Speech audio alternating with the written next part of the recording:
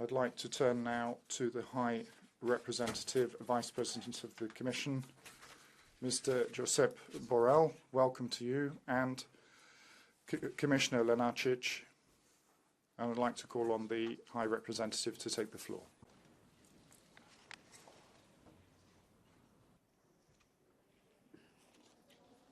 Señor Presidente, señoras. President, ladies and gentlemen, members, dear Commissioner Lenarčič, colleague, I've just returned from a 5-day mission to the countries of the Middle East, Arab countries and Palestine. There, I witnessed the high degree of emotion with which what's happening there is being followed by all. And it ought to be possible to have a debate on what is going on there without emotion and looking further beyond towards the building of peace. It is the case that on October the 7th, the world witnessed the greatest massacre of Jews that had ever occurred since the Second World War, and then witnessed the bombing of Gaza, defined by the United Nations, or described by the United Nations as an unprecedented humanitarian catastrophe, but not a natural catastrophe, not a natural disaster, but something that was brought about as a result of a blockade preventing essential supplies for the population's survival from getting through, which is another kind of massacre. Is there no interpretation, asks the speaker. Your English interpreter trusts that that can be heard. We understand you in Spanish. Stop a moment.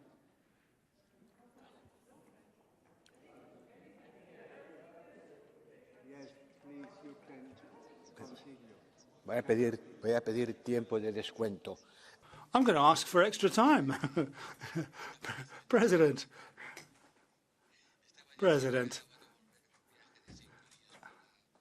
I was saying that I'm just back from a 5-day trip to where this dramatic conflict is underway, and that we ought to be able to get over the degree of emotion that is overwhelming those involved. We ought to be able to look further towards a future of peace, because that ought to be possible because we are witnessing the greatest massacre or pogrom of Jews since the Second World War. We're seeing how the bombing in Gaza has caused an unprecedented disaster, not a natural one, but it's been brought about by man, by humankind, because the supply of basic provisions has been stopped. The United Nations described this as carnage. And it ought to be possible to recognize the right of Israel to defend itself and simultaneously to be indignant about what's happening, for us to be indignant about what's happening in Gaza to civilians. We ought to be able to defend the Israelis' right to have a state without that meaning we'd be criticized for being partisan. It ought to be possible to criticize the policies of Israel, because governmental or countries' policies can be criticized without ones being accused of not liking the Jews. Let's not jumble things up. One thing is to criticize a country, and a different thing is to express rejection for part of the population. But I'm also saying that what one sometimes sees, the expressions are of the ugliest side of the Jewish attitude doesn't help. When we describe them, it doesn't help the Palestinian cause. The International Court has begun investigations, and its chief prosecutor, Karen Kam, who I've been in touch with, are investigating what's going on and have sent very serious warnings to both parties, stating that Israel also has clear obligations in the context of the war that it's waging against Hamas, not just moral obligations, but also legal obligations arising from the law on armed conflict and having to do with the prevention of access to basic supplies by the population, and that every school, every hospital, every church, every mosque is an area that's protected. And unless they lose that status as protected areas because they're being used for military purposes, then they need to be respected as such. And if there's any doubt as to whether a given territory or a given property has or has not lost its status as a protected place, the attacker has to assume that it's still protected by default or show proof that it has forfeited that status, and has to make it possible for the civilians there to leave. Similarly, indiscriminate rocket attacks by Hamas against Israel are also an infringement of international humanitarian law. And I was one of the earliest people to say that preventing access of water or access to water and electricity and staple supplies is an infringement of international humanitarian law, and the prosecutor of the International Criminal Court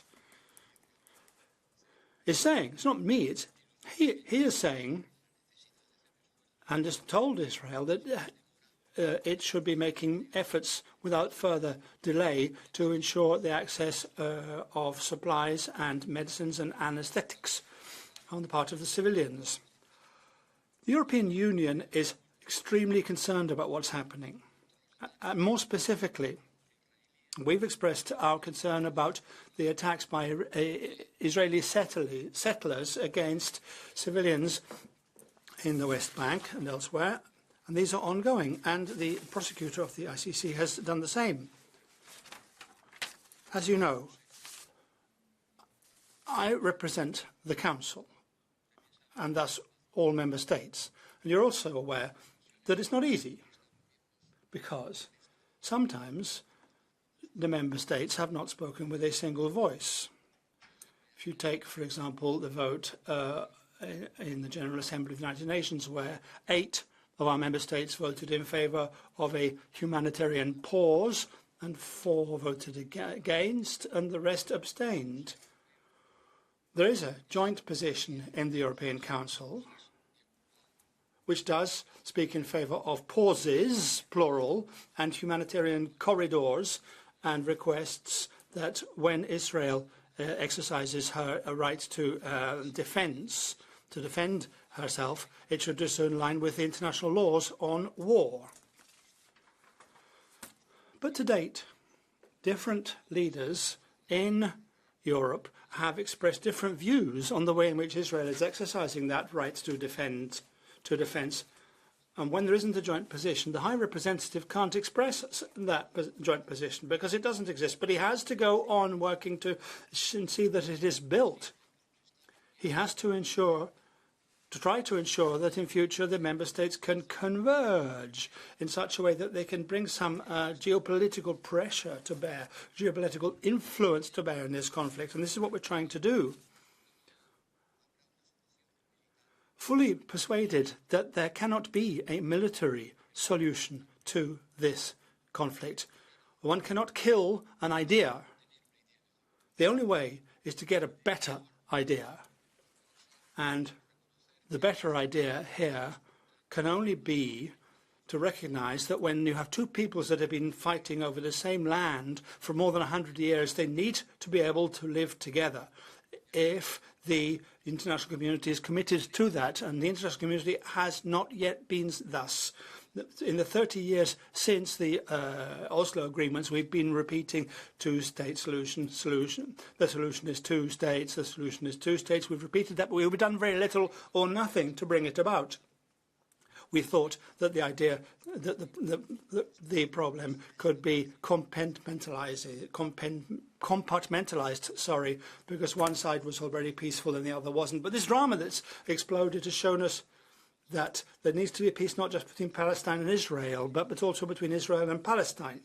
And for that to be the case, all of us, notably we Europeans, need to become committed to getting over the huge grief and pain that these events, begun by Hamas's attacks beyond its borders in Gaza, brought about. This could be the opportunity for peace to be built, and this is what the European Union wishes to do. We have put forward proposals, 3 yeses, 3 noes. Gaza can't be under Hamas's control in the future. It can't be controlled by Israel in the future. It cannot be divided.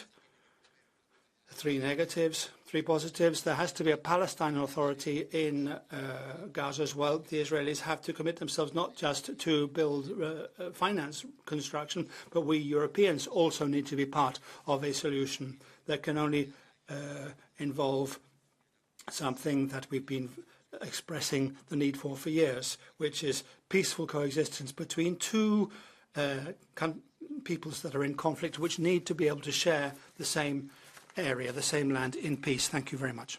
Thank you, Mr. Borrell. Now, on behalf of the European Commission, Commissioner Lenarčič has the floor. Mr. President, honourable members of the European Parliament, distinguished High Representative Borrell, let me at the outset reiterate in the strongest terms our condemnation of the heinous attack by Hamas on Israel last month, and underline that Israel has the right to defend itself while respecting international law, in particular international humanitarian law. Also, as stated by President von der Leyen earlier today, we wholeheartedly welcome the agreement reached on the release of the 50 hostages and on a pause of hostilities. We stress, at the same time, the urgent need for all hostages to be released immediately, and we will work with our humanitarian partners to use the pause for a humanitarian surge in Gaza. Allow me to focus on 3 issues in my intervention: the humanitarian situation in Gaza, including the question of access into Gaza, the European Union's humanitarian response, and the outlook beyond the immediate humanitarian crisis. First, on the humanitarian situation in Gaza. There has been no let-up in the intense bombardment and fighting in Gaza. Casualty rates remain very high. At least 12,700 Palestinians are reported killed, including a very high proportion of women and children. 1.7 million people are displaced within Gaza. Thousands are currently on the move. We are seeing ongoing attacks on and fighting around medical facilities, which are protected under the international humanitarian law. There is an acute shortage across Gaza of all the most basic necessities: food, medicines, including anesthetics, water. According to the United Nations, food assistance currently covers only 10% of the minimum caloric intake. Medical facilities are either on the brink of collapse or have already shut down. Only 9 out of 35 hospitals in Gaza are reportedly still functioning, and this only partially. The toll on the United Nations and on aid and medical workers in Gaza has been appalling.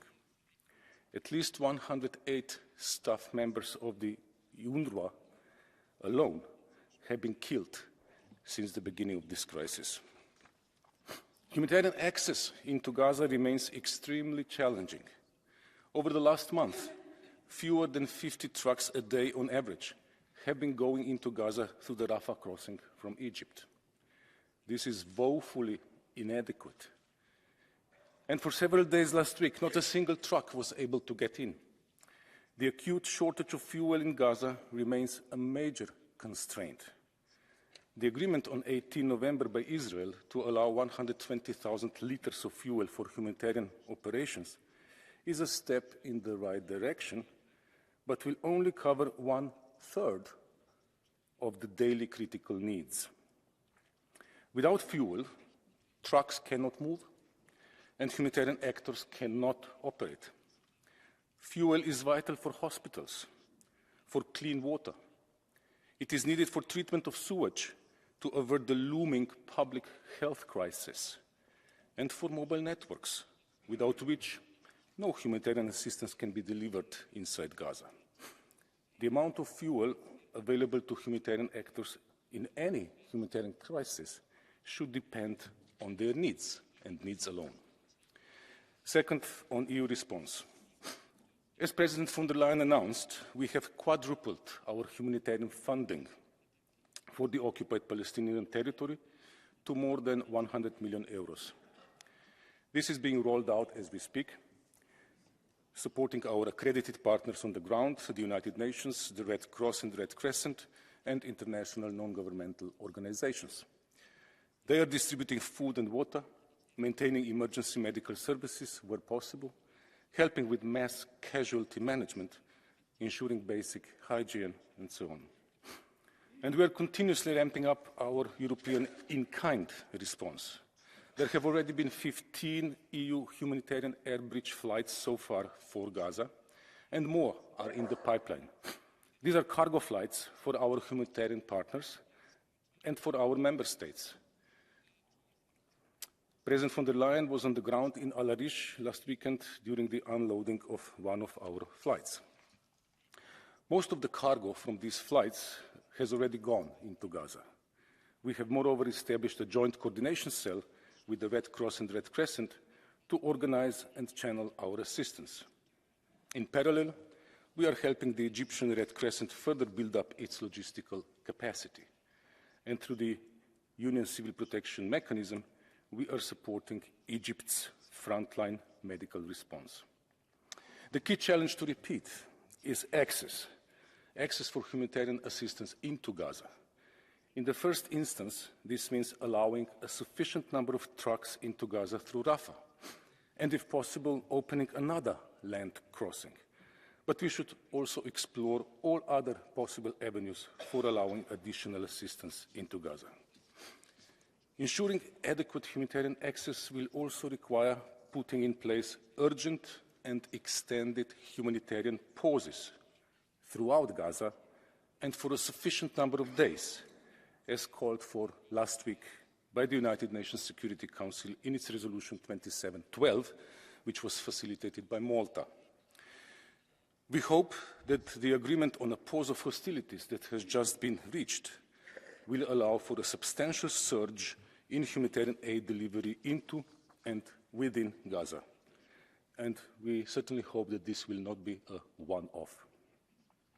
Third, on the prospects for Gaza and the broader Israeli-Palestine conflict, High Representative spoke about that already. Even as we respond to the immediate humanitarian challenges and do everything we can to promote respect for international humanitarian law, we need a step change in efforts to put work on a political solution to the conflict back on track. This means reinvigorating and accelerating efforts that have long been stalled towards a two-state solution, as the only way forward that can offer hope to both Palestinians and Israelis. More specifically, this will require working towards a solution for Gaza as an integral part of a solution to the broader Israeli-Palestinian issue, preventing any forcible displacement of Palestinians out of Gaza, preventing any return of Hamas to Gaza, as well as any long-term Israeli security presence in Gaza, urgently de-escalating the situation in the West Bank, and in particular, stopping the extremist settler violence, which has increased dramatically in recent weeks, and supporting a legitimate Palestinian Authority in administering Gaza. There is no alternative to engaging now if we are to break the spiral of violence, restore hope to people in Palestine and Israel, and prevent broader instability in the Middle East. Thank you. Danke, Herr Kommissar. Thank you very much, Commissioner. We now move on to the speakers from our own assembly. We'll start with Ms. Raza Yukovinicini. Dear colleagues, I have the feeling that we see the world too simplistically when we divide ourselves into either pro-Israel or pro-Palestinian, and when many are repeating two-state solution. But this mantra will not work unless there is a fundamental agreement among Israel's neighbors that Hamas must not happen again, that the Jewish state has the right to exist. I was shocked when, after the bloody attack by Hamas, we saw the celebration in Gaza, and not only Gaza squares. As long as Hamas exists, it is difficult for me to believe in the success of the two-state solution. Hamas must be destroyed. That must be the task of the entire democratic community. Hamas, ISIS, Al-Qaeda are the same cancer. They will be reborn again and again until the cause of the cancer is isolated, including terrorist states such as Iran or Russia. We have two wars of a similar nature in the both neighborhoods of the European Union. Both are aimed at destroying democratic states, Israel and Ukraine. So many people are suffering. Europe's future, security, long-lasting peace depend on our response. The challenge is clear. Democracies must win. Danke. Unser nächster Redner ist Thank you very much. Our next speaker is Pedro Marques. Thank you, Mr. President, High Representative, Commissioner, colleagues. As the sun rose today, a beam of hope came to Israel and Gaza. After weeks of indiscriminate bombing, a humanitarian truce was achieved last night. This must be the beginning of the end of the nightmare that started with the terror of Hamas and the death of more than 1,000 Israelis. But punishing the civilian population in Gaza was also not admissible. And it is not even effective. For peace is the only way to really eradicate the ideology of Hamas from Palestine and the region. Every one of the thousands of civilians that lost their lives in Gaza brought Israel not 1 millimeter closer to long-lasting peace. This bloodshed must end for good. A permanent ceasefire, the full release of the hostages is urgent and needed. We need a true political strategy with a viable political horizon. The far right in Israel has no permanent solution to this conflict. We as Europeans, we truly need to commit ourselves to the global effort of peace and the two-state solution. Thank you. Danke, Frau Hill. Thank you very much. Ms. Hilde Woutmans is the next speaker. Dank u wel, meneer de voorzitter. Thank you, President, ladies and gentlemen. So we woke up this morning with the best news we've heard this week. So finally, there's a temporary ceasefire and a promise of 50 hostages being released. So let this be the start of a longer-lasting ceasefire and the release of all hostages in this conflict that's already lasted far too long, because it is a genuine humanitarian disaster, ladies and gentlemen. The biggest murder of Jews since the Second World War, bombing schools and hospitals, 2 million people in Gaza who are looking for water, food, staples, medicines, safety, and then the hostages. Hell on earth, they call it, and this hell on earth has to be put a stop to. Mr. Borrell, you gave a clear message today. I think you were actually stronger than ever before in your statement on the conflict today, and I'd like to thank you very warmly for that. This is the Europe that I'm happy to see, rather than the cacophony that we saw at the start of the conflict, unfortunately. So I'm very pleased to see the power that you exuded today. And I'm proud, colleagues, of the visit of Mr. De Croo, the Prime Minister of Belgium. It shows to me, as a proud Belgian, how a small country can be great, because Belgium has played its role, colleagues, contrary to a number of other countries in the EU who are happy to have friendship links or worried about the past catching them up. But for me, this is a wake-up call for Europe, and here I'm turning to the Commission, because really this also shows our political weaknesses. You said 30 years there have been a plea for the two-state solution, but we haven't done anything to bring that two-state solution any closer to reality. And when it comes to Europe, we haven't played a meaningful role. We've always had to look to the US and to Qatar. President, you let the Council and the Commission speak up beyond their time. As the main negotiator, I would like to be able to make my point. We find, colleagues, that Europe has to be reformed. If we want to be a geopolitical player, then I hope that you will agree to Kiefer Hofstadt's report soon in the vote that there should be a reform of Europe and that we'll be able to play a main role in these sort of conflicts. Thank you. Herr Jordi Solé. Mr. Jordi Solé. Hoy vemos un pequeño rayo de... Today we see a small ray of light after 50 days of darkness, of war and of death. The 4-day truce is welcome with the release of hostages. It's a step in the right direction, but it's not enough. We need a permanent ceasefire and the release of all hostages, as well as an increase in humanitarian aid. After the abominable actions of Hamas on the 7th of October, Israel had to respond. But the Israeli military response against Hamas did not have to turn into a war on the civilians of Gaza. The response has been an indiscriminate, disproportionate response in an area in the Gaza Strip where 1 in every 10 people has been assassinated. These are innocent civilians, many of them are children. This has already become the most deadly conflict for children of recent decades. International law and international humanitarian law sets out standards that have to be respected, to respect the human being, and that this goes for all wars.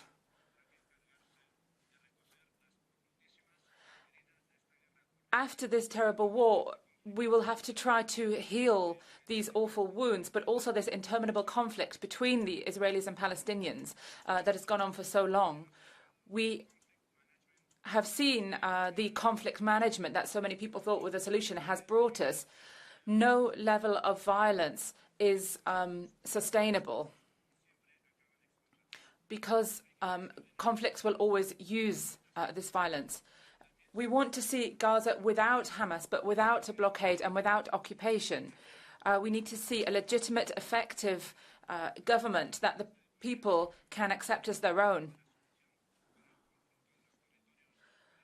Gaza has to be part of the solution for all of the occupied Palestinian territories and will also mean more security for Israel. Thank you. Mr. Herman Terch has the floor now.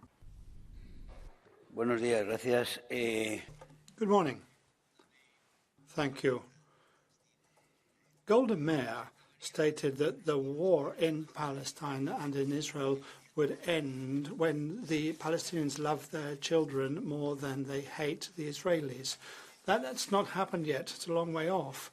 It has to be said also that we cooperated because we have financed books in the occupied territories that only foster hatred of Israel and foster the whole culture of systematic terrorism.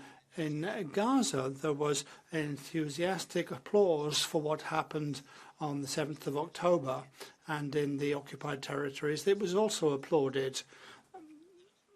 Palestine's authorities, who are being presented here as being wonderful, are still continuing with this attitude when people are being killed. So, therefore, Israel has a right to end this war by ending Hamas once and forever, by putting an end to it once and for all. Some people don't want this, apparently, here to see this happen. It is going to happen. We're sorry about, we regret all of the deaths, all of the disasters, but this is what's got to happen. Hamas has to be put an end to, and Israel needs to provide its own guarantees because we're not providing them. Grazie, Presidente. Beh, ho sentito... Thank you, President. I've heard a lot of colleagues ask why, once again, Europe is irrelevant on a topic of foreign policy. We've seen the positions adopted by the various European institutions since the 7th of October, not just in the Council, but also the other authorities have expressed differing positions, and there have been personal spats arising far too often in recent weeks. This is not because of nationalism, but because of personalities, about people who put their own political careers above shared interests. Now, of course, we welcome the news that some of the hostages will soon be released, but if you want to really understand what's happening and what this chamber should do, you have to understand what happened on the 7th of October and what's going on in that region, because the events of the 7th of October was not the cry of a people demanding their own sovereignty. It was a terrorist act perpetrated by a organisation that attacked a state, because that's written into Hamas's statutes, and that's what Hamas does, working with its supporters, including Iran. And if you can't understand that, then you won't be able to understand the concrete solutions that will help us move forward, and you won't be able to understand the support that this chamber, these institutions, should show to Israel, who live under the constant threat of destruction. It's the left, their short-sightedness mean that this topic always is an own goal. You work for minorities, for LGBT, for women, and yet at the same time you're supporting Islamist fundamentalism, which denies rights to women, which condemns homosexuals to death, and which cracks down on freedom. Thank you. The next speaker is Madame Aubry.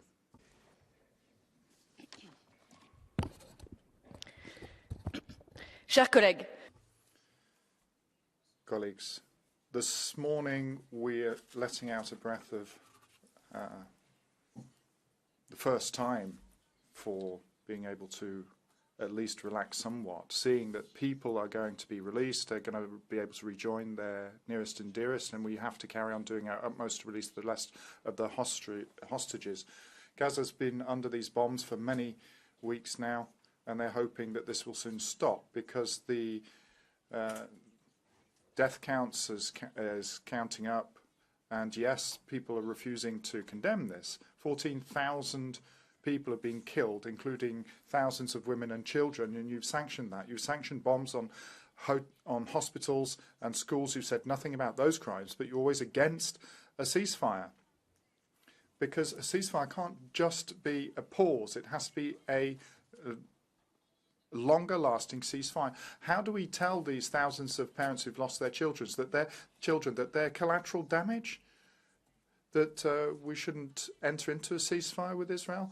We should look at the second package of sanctions against Russia, but how at the same time can we see that nothing is being done against the war crimes against Gaza by Israel? This is unacceptable, and there have to be consequences in Gaza, but also on the West Bank, that we don't talk about very much, where the crackdown is getting worse and worse. The settlements seem to have no limits. Every day, the Palestinians are attacked and abused and beaten and chased off their territory. It's a form of ethnic cleansing.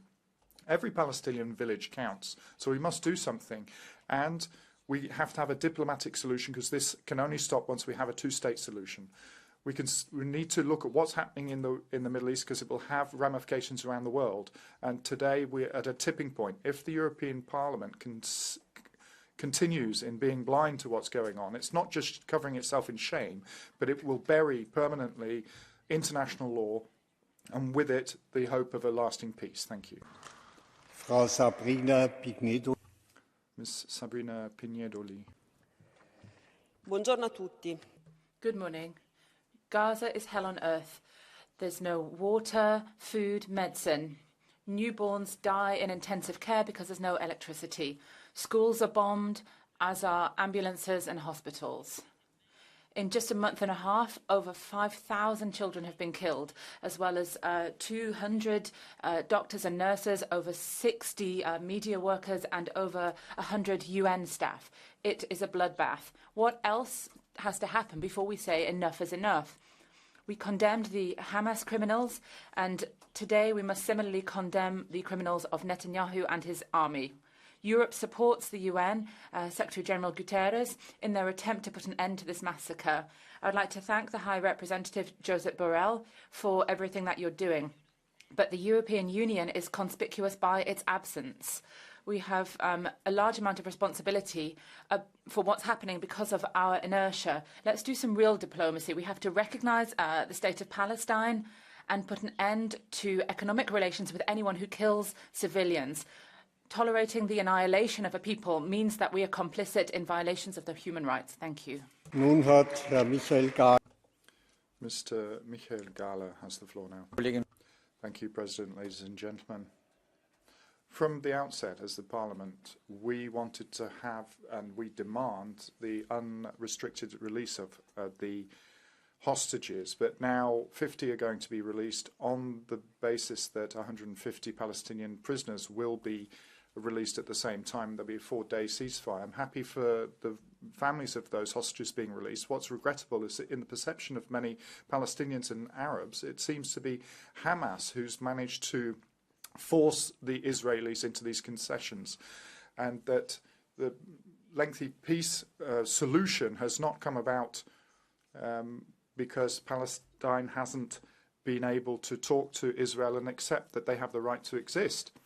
So we as Europeans should have coordinated our responses there with the US. So we had a robust mandate for Gaza, where there be a strong international presence, first of all for humanitarian aid, but then for reconstruction in Gaza. That's something that then has to lead to a process, a peace process, where there be elections that take place and negotiations for a peace, a lasting peace. I'm in favour of Gaza not being allowed to be repeated, and we don't see a further intifada in the West Bank because it has to come. We have to come to a genuine peace process. The floor is yours.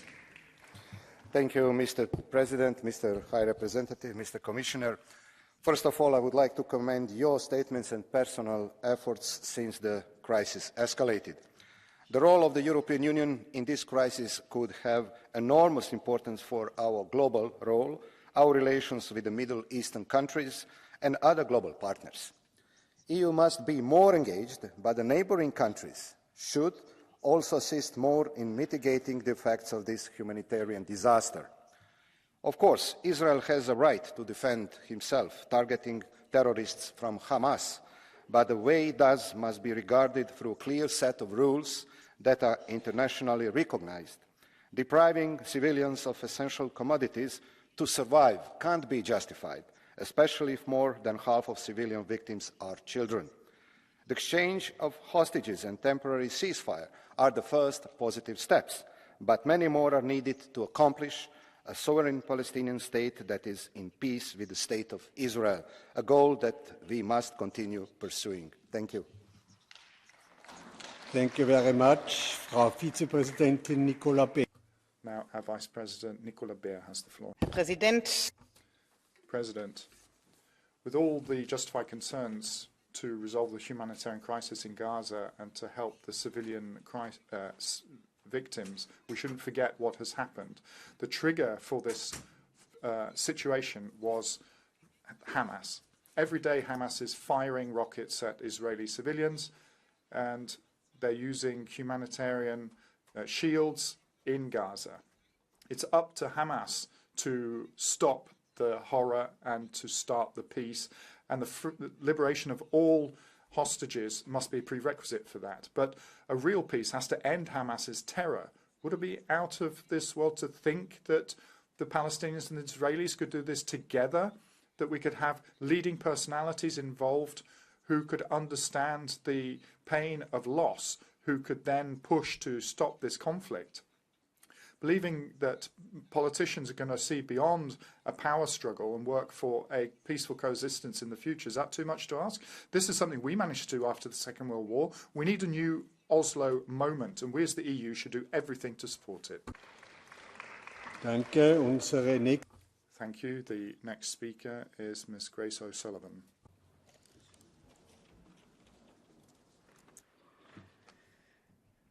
People all over the world are asking, what can we do to stop a war that has taken 5,000 children from their mothers and has left an entire generation traumatized, while the families of hostages now hold their breath to hear if loved ones will be released. EU leaders have entirely failed to give an answer to that question. What can we do? You have failed to call for a ceasefire. You have failed to react to breaches of international law. Gaza is in ruins while settlements in the West Bank continue to expand.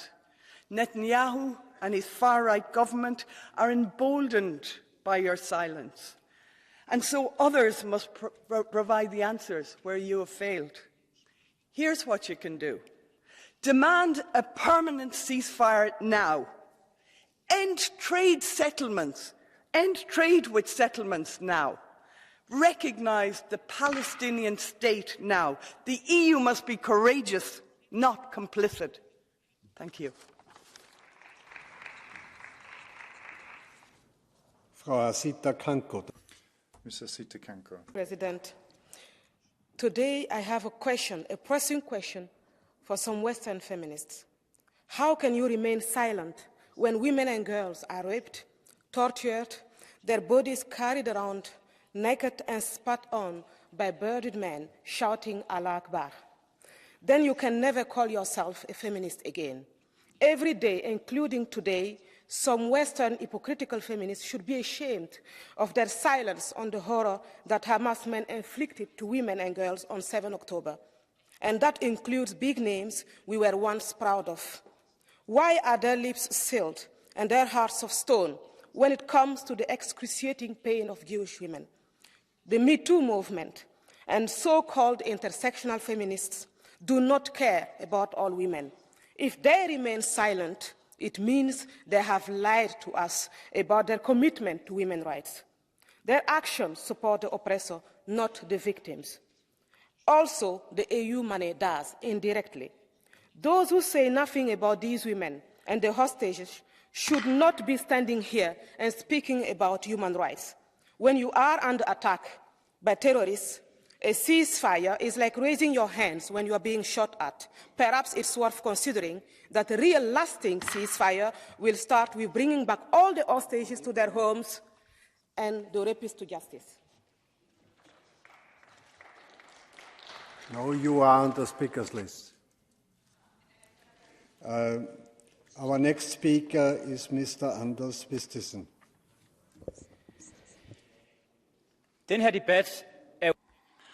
This discussion is always very sensitive. I don't think there's anybody in this chamber who feels that civilian deaths are not, they shouldn't happen at all. If they can be avoided, they must be avoided.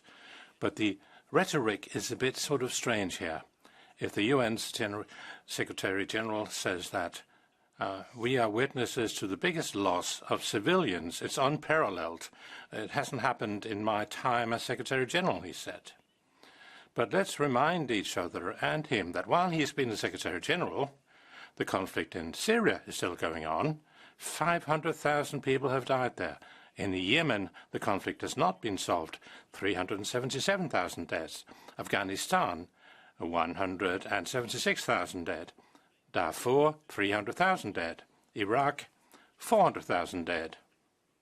And Congo, more than 660,000 people died there.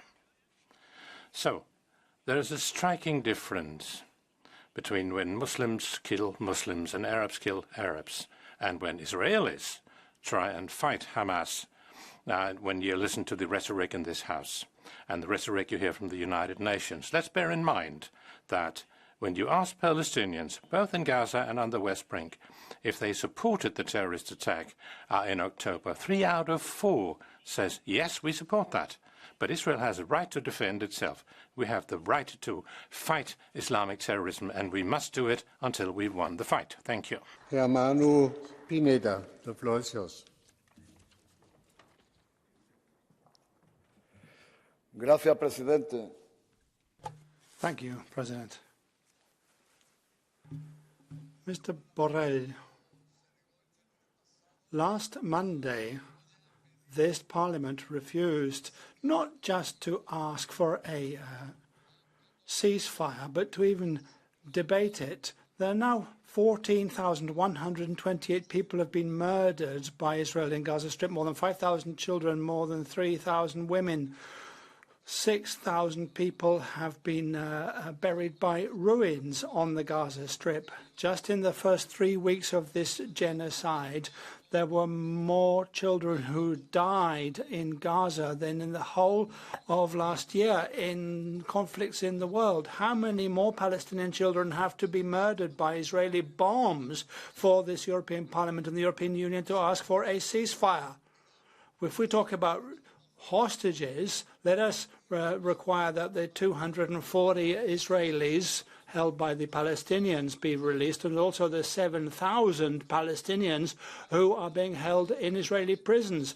Or are some of them more painful to us than these? Of those 7,000, more than 800 are women and children in Israeli prisons. If we really want peace, let us listen to our peoples. Our peoples are in the street making the case for what we're refusing to press for, starting with a ceasefire, a permanent, fair ceasefire, not just a pause. Secondly, that we should take steps. We should take action rather than just speak words. We should go beyond these words, deeply concerned in English, and do something to put an end to the occupation. And thirdly, we should support the initiatives so that Netanyahu and all of those who are responsible should be. The speaker is unfortunately cut off. Unser nächster Redner ist Herr Kostas. The next speaker is Mr. Kostas Papadakis. Κύριε Μπορέλ, δεν χρειάζεται πτυχίο Mr. Borrell, you don't need to be a lawyer to know that the barbaric actions of Israel in Gaza are heinous crimes. They're bombing hospitals, and we hear fake news that the Israeli army saying that they have to defend themselves. But it seems that the object of their attacks is not Hamas, but to avoid the foundation of a Palestinian state. We're seeing that energy companies are going to be taking over contracts there, and we condemn what the various states are bringing about there. For example, the Greek state. We don't want the Palestinian people to be massacred. Many Palestinians are trying to assert the rights of their Palestinian people, and they're demanding a Palestinian state with South-East Jerusalem as the capital. Thank you. López ist White. Gracias, Presidente. Thank you, President. The 19th of October, there was a huge majority in the European Parliament to adopt a resolution which condemned the Hamas attacks and regretted the suffering of the Palestinian people being used as a human shield for Hamas. But there were 20 votes against this resolution. Of course, it's a very small minority. Two of them were from former Spanish ministers. Now, we've heard that it's very hard to reach agreements within the Council. But is the Of course it is, if these two ministers in the Spanish government. Now, we have the President of the Commission who've also launched financial funds that are supposed to provide aid. But if we look at the history of Europe, you know, we've been discussing this for the last 2 weeks, but when we have to have resolutions, okay, but what about financial aid, European presence? It was the Americans who managed to bring about this pause, this humanitarian pause. Where were we? Well, of course, how can you be surprised we were absent when we see what's in the Council? Frau Insier, Evin, the floor is yours. Ms. Evin Inche has the floor.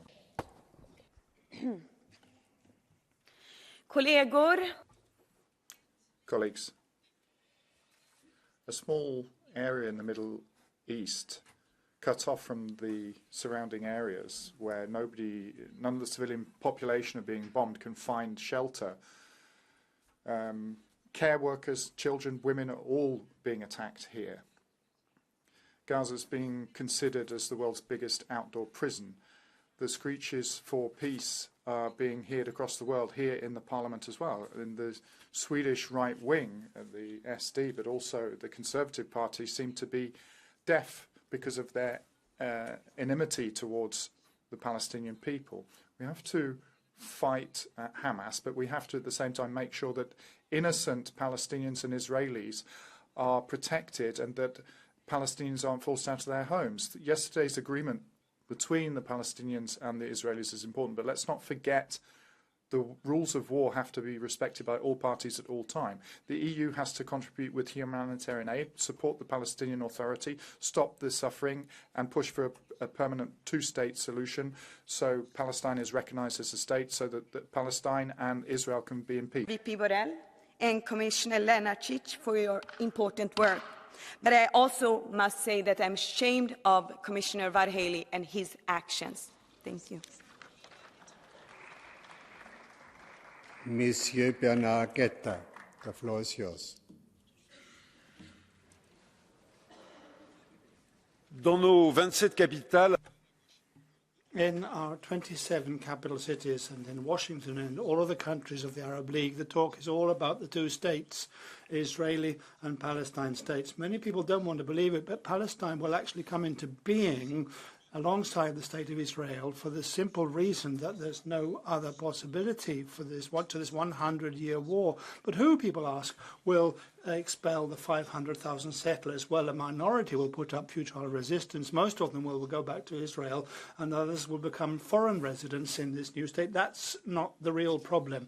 The real problem is that reason, good sense, doesn't have enough defenders on either side of this, and that's why peace, just and lasting peace, will have to be imposed from the outside, just as the partition of 1947 was imposed by the United Nations. Then our union will have a fundamental role to play. So rather than arguing about words, truce or ceasefire, our parliament should be preparing urgently, fully for that role when peace breaks out. Thank you. Ms. Hannah Neumann has the floor.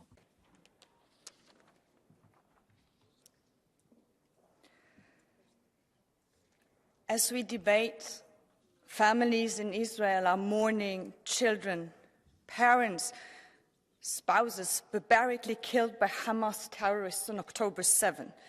They fear for the lives of hostages, and they are seeking shelter from ongoing Hamas shelling. In Gaza, people are mourning their children, parents, spouses who have become victims of Israel's shelling of civilian infrastructure.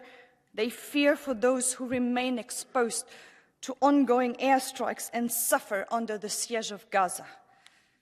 All human beings have the right to live in safety and freedom.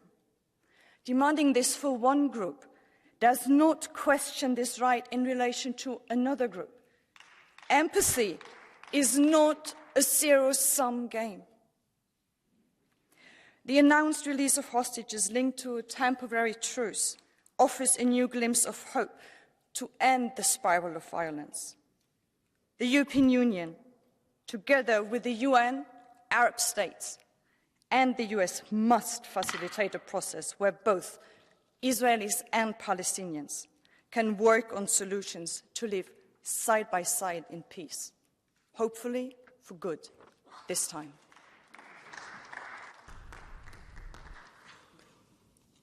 Next speaker is Mr. Fragos. Thank you, President.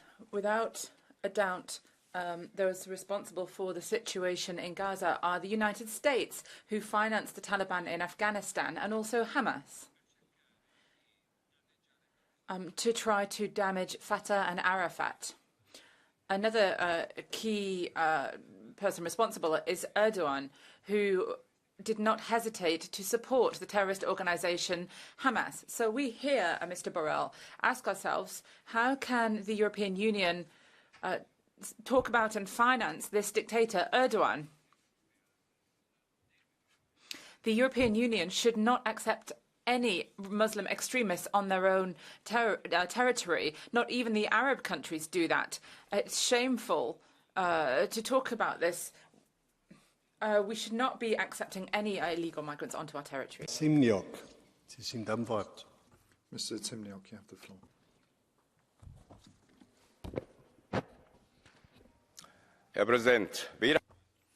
President, neither in the course of war nor during the release of hostages during this conflict have we had any impact. The EU is left to one side. In political terms, it's not even an extra in this film. It would be more important to have a debate here in this House to talk about the consequences in Europe would have to be drawn. The anti-Semitic demonstrations of the overwhelming Muslim mobs on our streets should be a wake-up call. There's urgent need to act to stop Islamization in Europe. But following these demonstrations of power, what's happened? Were Islamists deported? Were organizations banned? Were illegal migrants rejected? Nothing of that sort. In Germany, we're seeing Taliban officials enter our state without the knowledge of the authorities to spread hate. How long are we going to stand and watch? Are we going to wait until we're overrun? We have to combat Islamization before it's too late. Let's concentrate on what we can do and not just on our pipe dreams. Mr. Miroslav Radoskovsky has the floor. Colleagues, attitude of us Europeans towards the Jewish nation is not honest and hypocritical. During centuries, we have liquidated a Jewish nation. There was Holocaust. We killed 6 million innocent Jews. We were not able to live together with them. We created a state for them. And because we were unable to live with them, we told Palestinians, you must live with them. You must live with them, but not under similar conditions, not as equals. Israelis got their own state, Palestinians, Gaza Strip, western bank of Jordan, occupied territory, without a capital, without a vision for future. And this is the main reason why we are witnessing what is happening today in the Middle East. And I repeat what I said 2 weeks ago.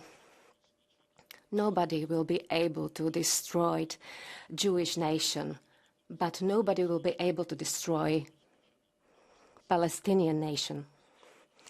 Let us start talk about peace. Let us ask for the creation of a Palestinian state. That's the future. Thank you very much.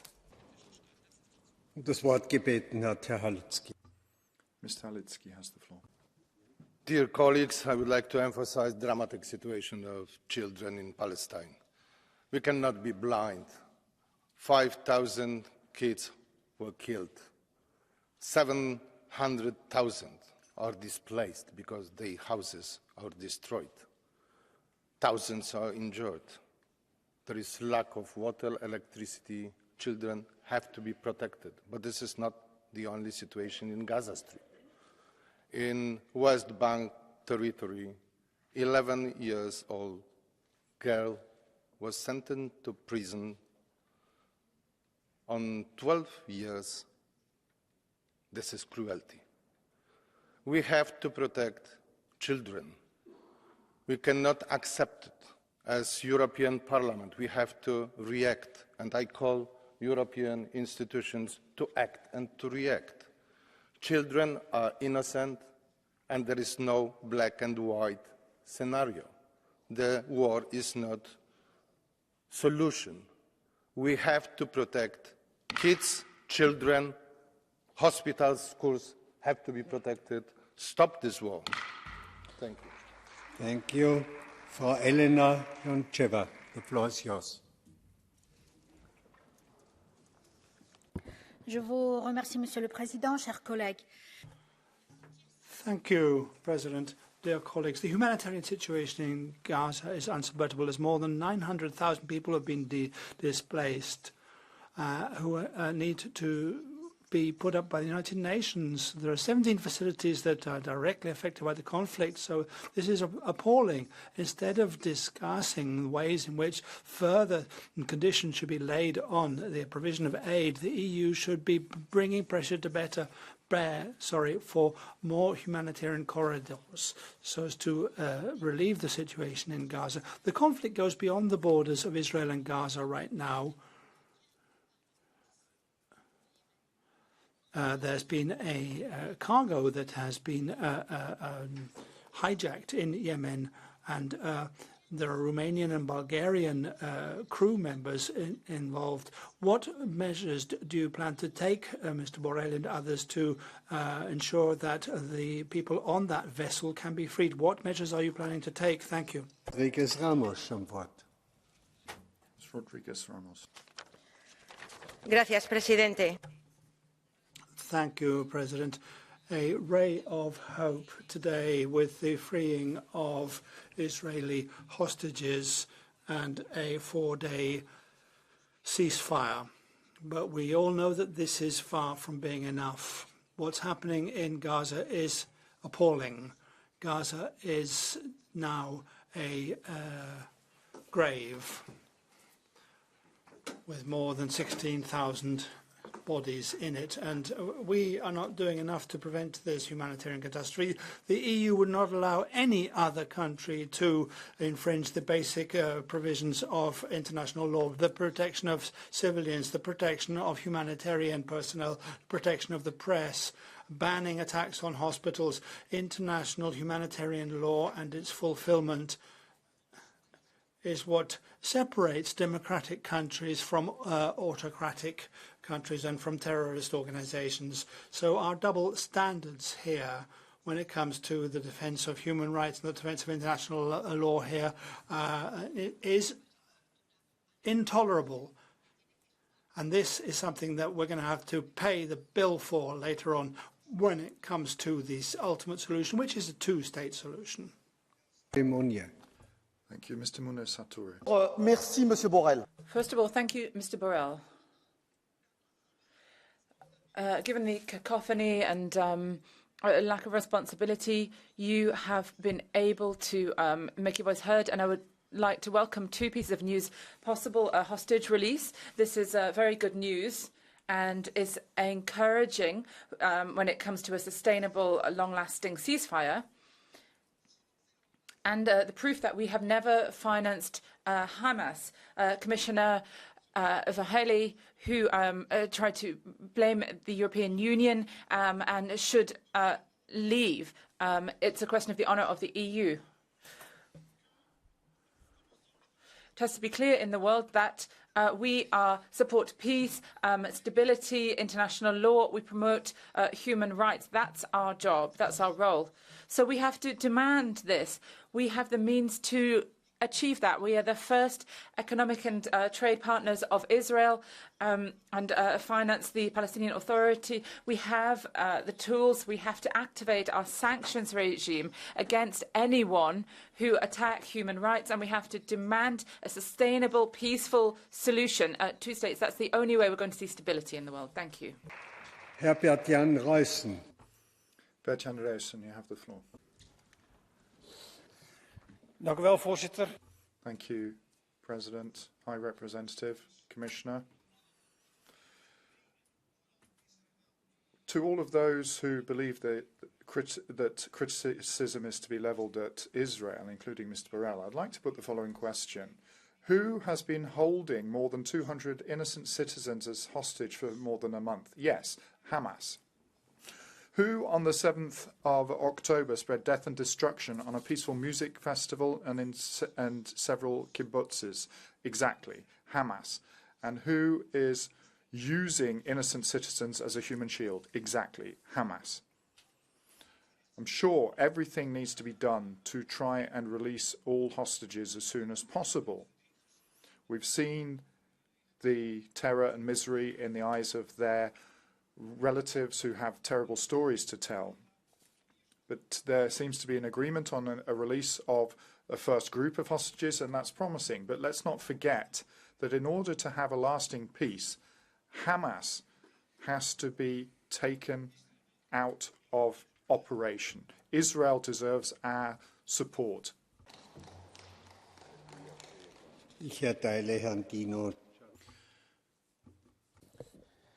Bambini morti. Dead children by indiscriminate attacks. Men, women, civilians killed just because they're Palestinian. Including newborns dying in incubators because they've switched off electricity to hospitals. That's what's going on in Palestine. This is all the responsibility of Netanyahu. I, in this chamber, have asked Europe to condemn these violations of human rights, this terror, and nothing's happened. We rightly condemned the terrorist attack by Hamas and the acts of war from Putin's Russia. But why are we waiting to condemn Netanyahu's criminal behaviour? It's shameful to accuse people of anti-Semitism when they criticise this Israeli government. There are Israelis around the world speaking out about Netanyahu's crimes. What is Europe doing? What about those children whose family members have died who are without heating? Are we going to tolerate these violations of human rights? No. Palestinian children are being killed by Netanyahu's choices, and we have to take a position now. Otherwise, we are guilty of dirty hypocrisy. Nun ist Miss Anna Michelle Ms. Anna Michelle Asimakopoulou has the floor. Thank you, Mr. President. Bring them back home. That was the desperate cry of the families of the hostages that were brutally abducted by the terrorist organization Hamas when it launched its heinous attack on Israel on October 7th. Today, it appears 50 hostages are going to be released as part of a deal that includes the release of 150 Palestinian prisoners in a 4-day humanitarian pause. And of course, we welcome this development and hope it leads to more positive developments. Israel has indicated its willingness to continue to discuss the humanitarian pauses in exchange for release of the hostages. Today, I would like us not to forget that there are another 200 families that are desperate at this moment, that are in excruciating pain, that are wondering about their loved ones. And to them, I would like to say that bring them home means bring them all back home. Thank you. Thank you. Mr. Nacho Sanchez Amor, the floor is yours. Agradecerle su impecable posición política. I'd like to thank you for your impeccable political position, but also your diplomatic position, Mr. Borrell, Mr. Borrell, in the face of the situation. I'm afraid that the Commission started in a very poor fashion. The damage was done by the Commissioner Van Helle at the outset, and today they've simply described the situation. But Mr. Borrell, I wish to warn you and your colleagues about the dangers that we're running when we allow people to say that the EU has double standards in the face of local recent conflicts. In some cases, this is the case, in others it's not. But there's a danger that our soft power be taken away. We have our principles, we have our values, and we can't allow ourselves to give the world this dangerous image of moral inconsistency by having differing approaches to different military conflicts with preventive excuses. So far as this chamber is concerned, our guide is respect for international law without any preferences and without any exceptions. And we are as concerned and regretful about the dead, be they Israeli or Palestine. Aujourd'hui, le Proche-Orient tout entier. Today, the whole of the Middle East is being held hostage. Of course, I'm thinking about the 237 hostages being held by Hamas. All the men, women, all the children, they should all be allowed to go home. But I'm also thinking of the 2 million Gazans. They're also being held hostage by Hamas. It's us, Europeans, who are concerned about their fate and who are in the first place when it comes to giving aid to the Palestinians. Hamas is building tunnels, not schools. They buy arms, not medicines. They don't help the Palestinian cause. They use it for personal gain and to fuel their insane anti-Semitic Islamist plans. And I'm thinking about peace that was sketched out in the Oslo Accords and whose craftsmen are now dead. Arafat is gone, and in Palestine now, who has his courage to fight for peace? Rabin was assassinated. Today, the Israeli extremists encourage Israeli settlers to go after Palestinians in the West Bank. They have no design for a future for Gaza in the future apart from destruction. They have betrayed Rabin and taken peace hostage. We Europeans know what Islamist terrorism is, and we express our solidarity with the Israeli people. We Europeans know and understand the suffering of the Palestinian people, and I would like to thank you, Commissioner Lenarčič, for your bold positions and for your relentless efforts. You do us an honour. It's the Israelis and Palestinians who have to work together to build peace together. The speaker has been cut off. Come to the end. Our next speaker is Mr. Diovo Hakrainen.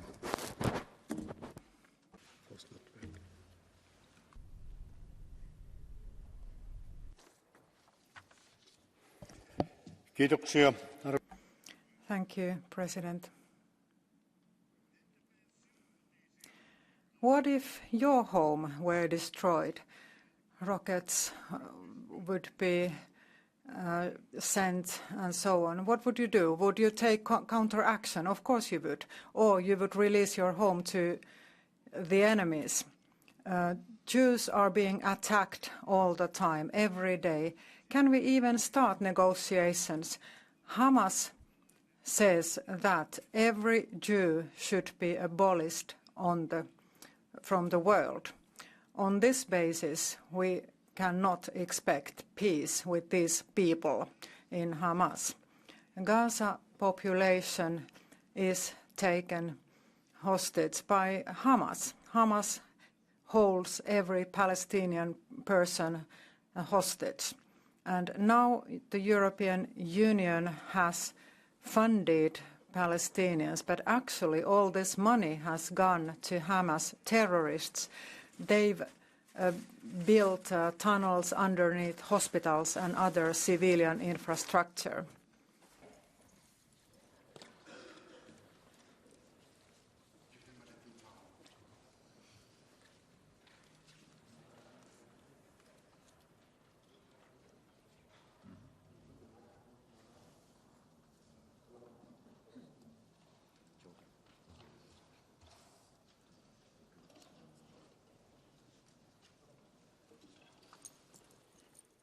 Thank you, Mr. President, Commissioners.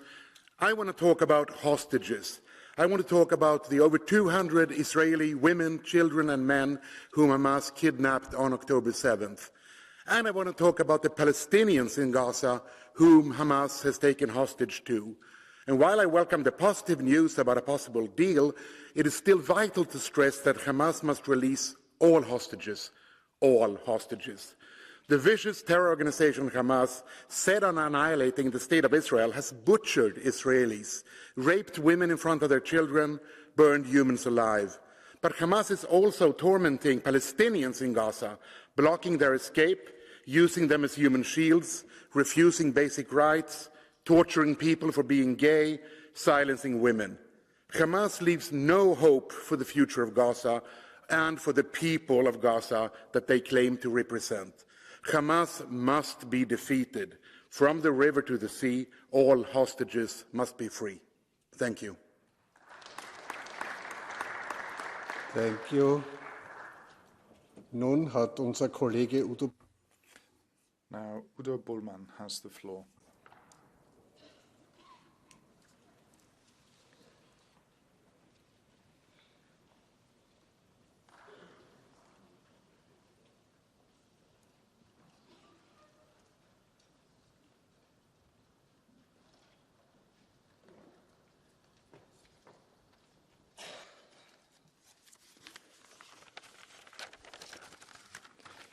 Herr Präsident!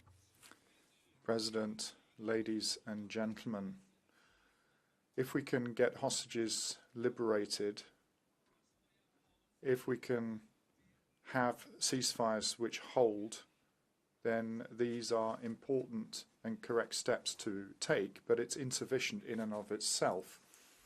The people in the death zone of Israel, the people in the death zone of Gaza need more than that. And yes, Mr. Borrell's correct. We have to look towards peace. But what does that mean? That means for the European Union that we have to have the strength and courage to take that path. People in Israel have to be able to live in peace and safety. Where are the representatives of the Arab neighboring states to help guarantee that? Where are the friends of Israel who make it abundantly clear that no more innocent people may die and that violence must be stopped? Commissioner, High Representative, let's be part of the solution. Let us be part of the solution that stops this spiral of death once and for all. Okay. No. Thank you very much. Now, Mr. Lucas Mandel has the floor. Thank you very much, Vice President Otmar Karas, High Representative. Yes, there has to be a ceasefire. All the organizations like the Islamic Guard, Hamas, Hezbollah, all these Iranian-funded organizations have to be stopped. They have to be stopped in the EU as well. If we can stop that violence, there will be no more Islamic fundamentalist terrorism. But we in the European Parliament, we're here in our comfy seats and we can decide when the right time is for a truce and for the release of hostages. No, we can't decide that. It's the Israeli soldiers, our representative partners there, the Israeli government. But some may never return. And that's more than 1,000 women, children and men who've been killed by this Islamic attack. They're never going to return home. So I'd call Muslims to distance themselves from the anti-Semitism that we're seeing clawing its way back into Europe, and it should be fought with the utmost harsh application of laws, and those who are responsible for the 7th of October attacks must be brought to justice. Nächste Rednerin ist Frau. The next speaker is Ms. Isabel Santos.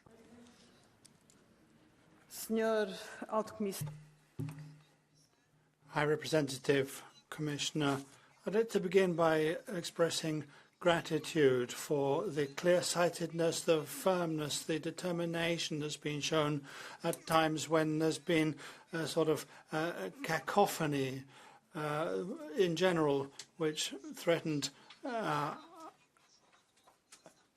our having a reasonable view on the Middle East. I was in touch with an NGO that stated our teams that we have in Palestine are exhausted. They're beyond hope. We're having children who are being operated on and having limbs amputated without anesthetic on the floor of hospitals.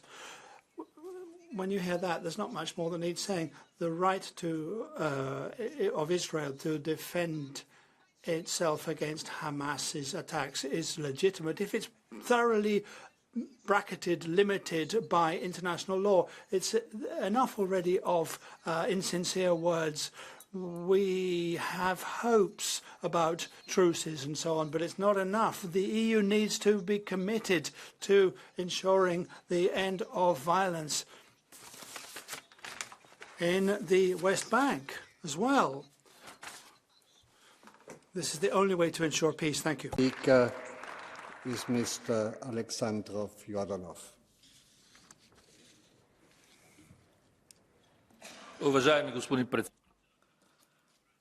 Mr. President, Mr. Borrell, let us commend Israel for its efforts to have the hostages released. But it should be clear that as long as Hamas exists, the humanitarian disaster will continue and there will be no peace. There is one single solution: destruction of Hamas, Hezbollah, and all other terrorist organizations in the region. As to the civilian population in Gaza, obviously, it is not that peaceful when males become terrorists. That population supports Hamas. We need further sanctions against the countries that support terrorism, mainly Iran, but also Russia. There should be peace and Palestinian state when there is no Palestinian terrorism any longer. Free Palestine means Hamas-free Palestine. Thank you. Herzlichen Dank. Thank you very much. Grazie, Presidente, signora. Thank you, President. High Representative. There are negotiations underway and they seem to be leading to a possible truce and hostage release. We hope that this happens as quickly as possible.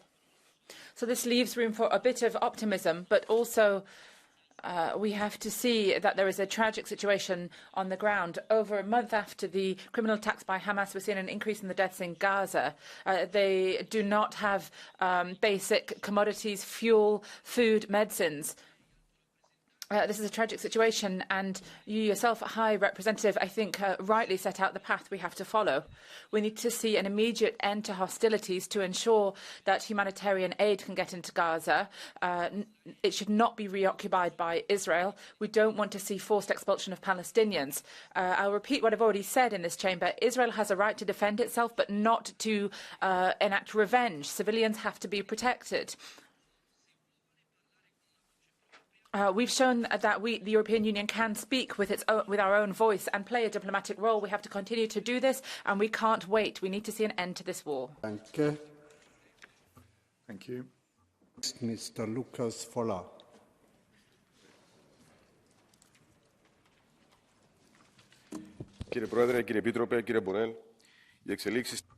President, Commissioner, Mr. Borrell, the developments in Gaza and the ceasefire, the truce that's been called for now, gives a glimmer of hope.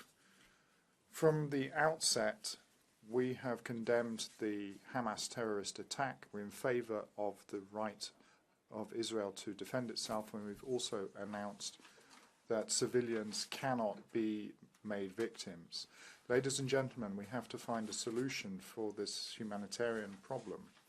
Mr. Borrell, Cyprus has undertaken actions to try and open a humanitarian corridor to the Middle East. Cyprus is working on the ground, and we're in favour of the humanitarian issue being resolved. Mr. Borrell, I'm very pleased that you've supported this initiative. It's an initiative that is not just Cypriot, but European as well. Thank you. Ich habe jetzt folgendes Problem. Now, we have the following problem. In a few minutes, we will be having our guest speaker today, the Prime Minister of Bulgaria, who will be here in the chamber. So I would say that there are many people who've asked for the floor under Catch the Eye. I cannot take all of them. I'm obliged only to take 5, and so I have to meet the gender balance and a balance between the political groups as well. And secondly, I would call on the Council and the Commission to stick to the allocated speaking time. I'll start the Catch the Eye procedure with Ms. Janina Ochowska. Dziękuję, panie przewodniczący. Thank you very much, President. I think we should strike the right balance when discussing the conflict between Israel and Palestine. Yes, we should demand that all the hostages be released. We should demand a ceasefire. We should criticize Israel for its retaliation, while condemning Hamas and other terrorist organizations. We should put an end to this terrorism. I will never forget a girl from Palestine who had a wound in her face and lost her hands. But I will never forget either the bodies of the Jews murdered by Hamas. We need a stable peace. This is starting with forgiveness and dialogue. Thank you. Thank you. Mr. Ruiz-de-Vesa. Muchas gracias, querido presidente. Thank you very much, dear President Otmar Karas. My thanks to the High Representative and Vice President Josep Borrell and to Commissioner Lunacek. I think we should be congratulating the High Representative for his tour around the countries of the Middle East. I think it's been a very useful visit to make sure that the EU's position is clear. I think it's also necessary to reiterate that we in the EU are against Palestine no longer controlling the Gaza Strip. The future of the Gaza Strip, or rather, we are in favor of Hamas not doing that anymore. It should be the Palestinian Authority with support of United Nations and others, and from there on in the two-state solution. And the EU should be assessing the possibility of putting forward a European Union peace plan, as the US have in the past. I think that would give added value to the European Union if we could put forward a peace plan to support the peace process. Thank you. Danke. Frau Abi. Thank you very much. Ms. Abia Al-Shahani. The floor is yours. We have no time, please. Yes. Thank you, Mr. President. Allow me to start with apologizing to the children of Gaza on our disappointing position so far. We have let them down. We have let their lives be taken away from them and not defended their equal right to life. And let me thank also Mr. Borrell for finally raising his voice in a just way, standing up for all humans' human rights, because if something that has been very clear and strongly shown is that we have applied double standards when it comes to implementing human rights for all. The people of Gaza, the Palestinians, have been treated with double standards, and that's just a fact. Yesterday, I listened to the Israeli former ambassador Eli Barnavi, and he said that we have to show courage. That means that we have to now start to force both sides to the peace negotiations. We have to have a Marshall Plan for Gaza, and we have to recognize the state of Palestine and bring on the Americans. Thank you. Frau Margret Auken. Ms. Margrethe Auken. Thank you, Borrell, for an excellent speech. There is a point that we haven't talked about today at all, is the threat that's happening in Lebanon. 9 people were killed yesterday, 2 reporters and an old woman. 45 or 46,000 have been internally displaced. Olive trees have been cut down, and white phosphorus has been used on them.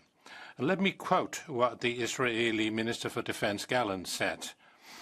He's saying, it's all over the Arab media now, what we are doing in Gaza, we can do in Beirut.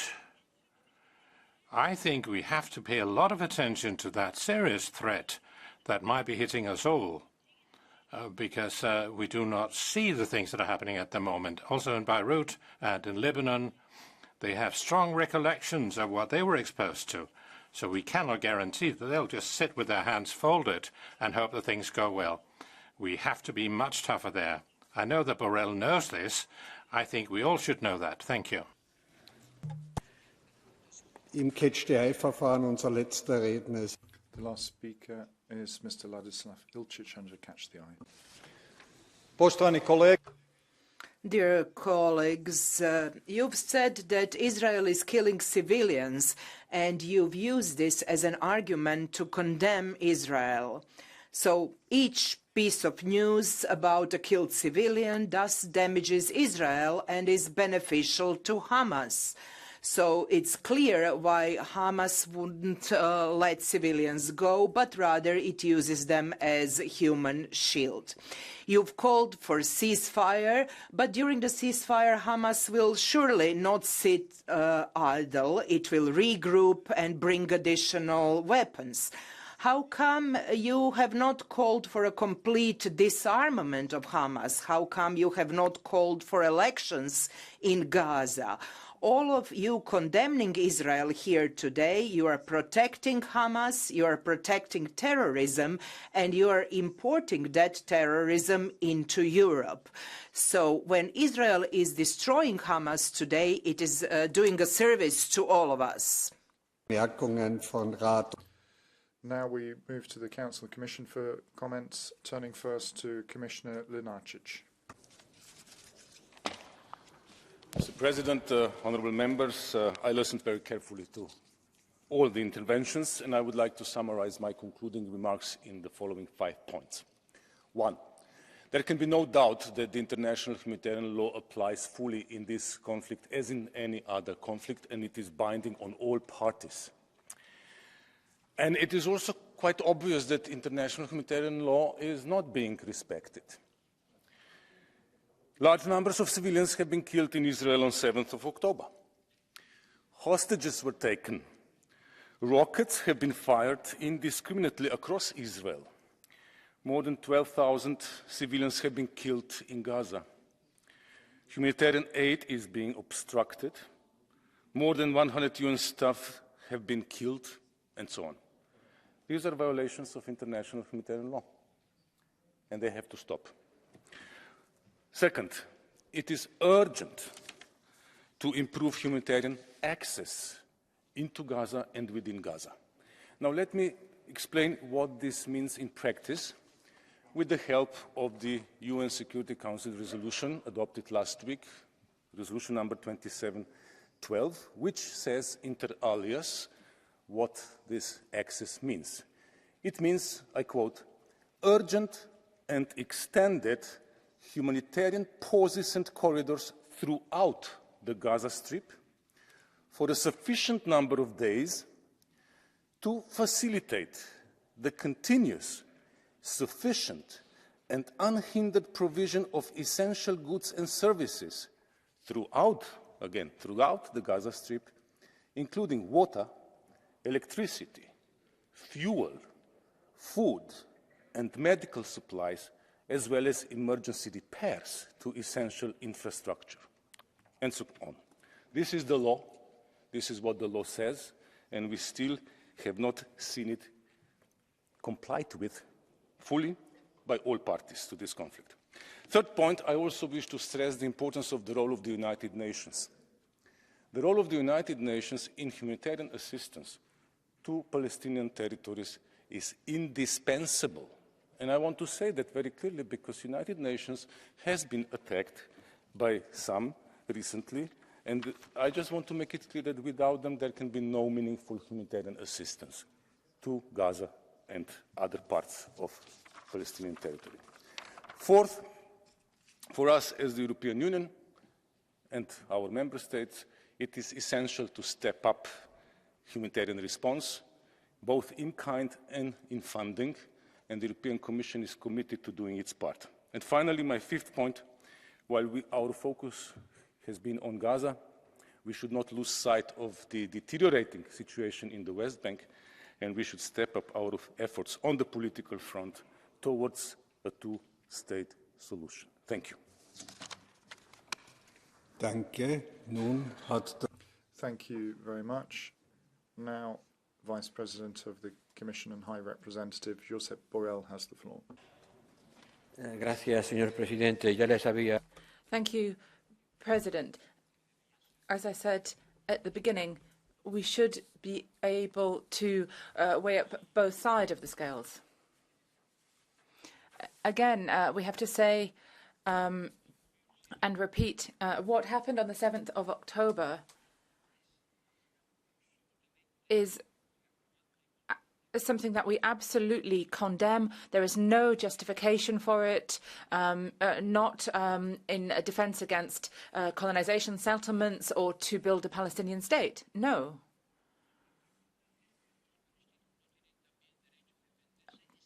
It's not a question of whether the Palestinians have a right to defend themselves. The 7th of October wasn't an act of defense. It was an act of terrorism. They attacked civilians in a premeditated way. And I can repeat that as many times as you want, because it seems that some people don't want to hear it. We also have to be clear that Molotov cocktails thrown against synagogues in Berlin or slogans against Jews in Sydney have nothing to do with showing solidarity with the Palestinian people. It's just the old hatred against Jewish people that was responsible for some of the worst periods in European history, and that we have to fight every single day without exception and without any doubt. Do you want me to repeat it?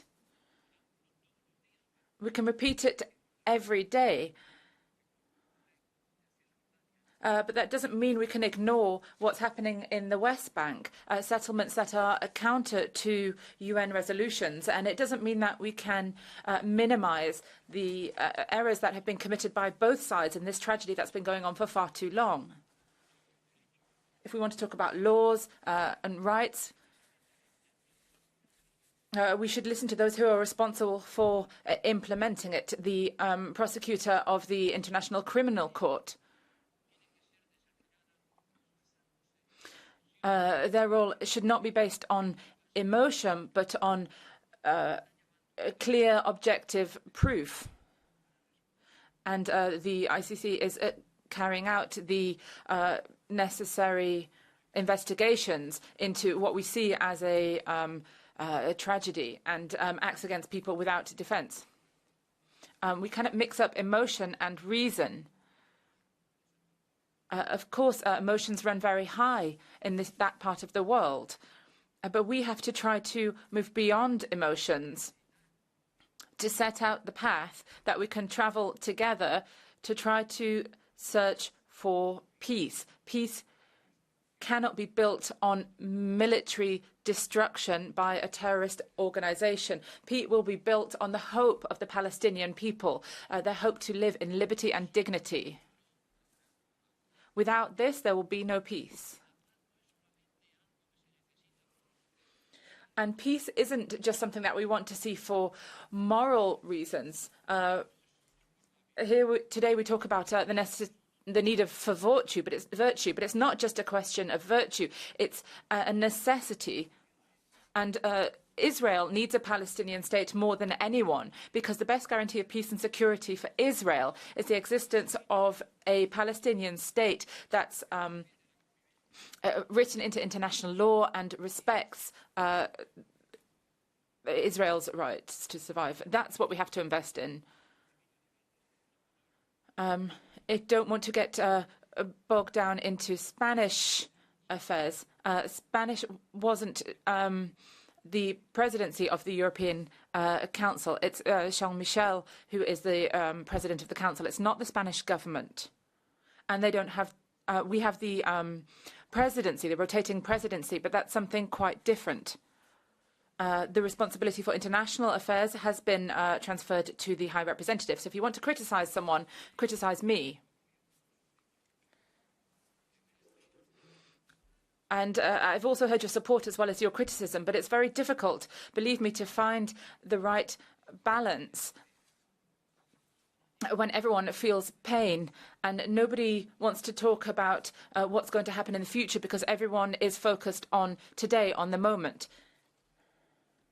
We want to see an end to Hamas, but also an end to not to see any more deaths. But there will be a day after.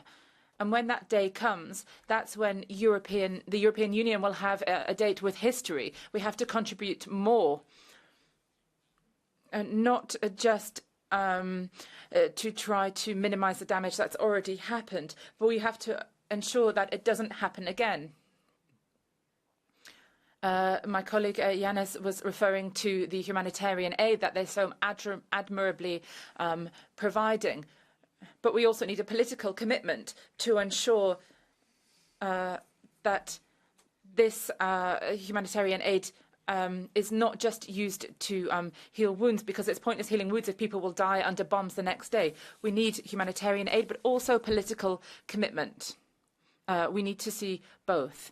And I hope that this Parliament will actively contribute to the solutions and will be able to overcome its differences. Thank you.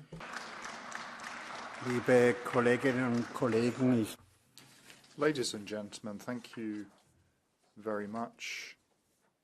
This was a very important and intensive debate, and I would ask colleagues who wanted to take the floor in the Catch the Eye and who weren't allowed to take the floor, I ask them to indulge my actions. It wasn't possible, unfortunately. This moves us on to the next item on our agenda. This is Europe with Nikolai Denkov, the Prime Minister of Bulgaria.